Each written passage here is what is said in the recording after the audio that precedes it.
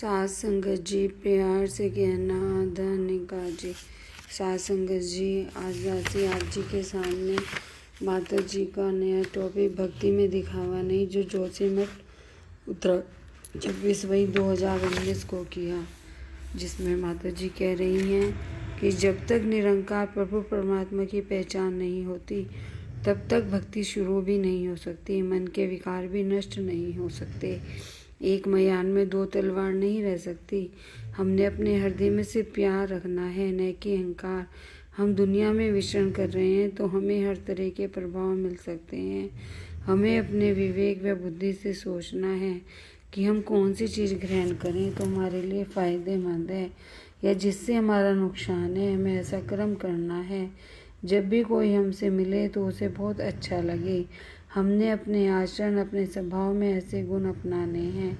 एक आध मिनट के लिए तो किसी के सामने हम अच्छे बन सकते हैं, पर सदैव के लिए जिंदगी भर के लिए हमें सुंदर आचरण रखना है। जैसे कि एक गिलास को मटके से निकालेंगे तो मटके के अंदर अगर पानी होगा तो पानी आएगा, दूध होगा तो दूध आएगा, अगर कोई कड़वी चीज़ होगी तो कहीं गिलास में आएगी। इसी प्रकार जो हमारे अंदर है वो ही बाहर निकलेगा। इसलिए सिर्फ दिखावे के रूप में अपने आप को न बदलें, बल्कि मन को सही अर्थों में बदलें। हम अपनी आस्था चाहे कहीं भी रखते हों और परमात्मा को किसी भी नाम से पुकारते हों, राम, अल्लाह, ईश्वर, गॉड आदि, चाहे हमारा किसी भी तरह का खान पान पहनावा हो, चाहे कोई प्रांत हो, हमारी त्वचा का रंग काला हो या गोरा हो, इस आधार पर हम किसी व्यक्ति से नफरत ना करें। आज देखें तो दुनिया मानसिक तनाव की तरफ जा रही है, तो हमारी भूमिका इसमें क्या होनी चाहिए? कहाँ आग लगी हुई है, जो हमने उस आग को और बढ़ाना है या फिर पानी का काम करते हुए उस आग को बुझाना है? हम यह न सोचें कि सब लोग जैसा कर रहे हैं हम वैसा ही करें, बल्कि खुद अपने अंदर सोचें कि क्या हमारा कर्म हमारे और हमारे दूसरों के लिए है या इसमें नुकसान है। हम इस परमात्मा को सिर्फ दिखावे के लिए ही मान रहे हैं, यह सच में हमारी आस्था इस परमात्मा इस निरंकार में है। हम देखते हैं सब बोलते हैं कि राम को मानो, राम को भी मानो।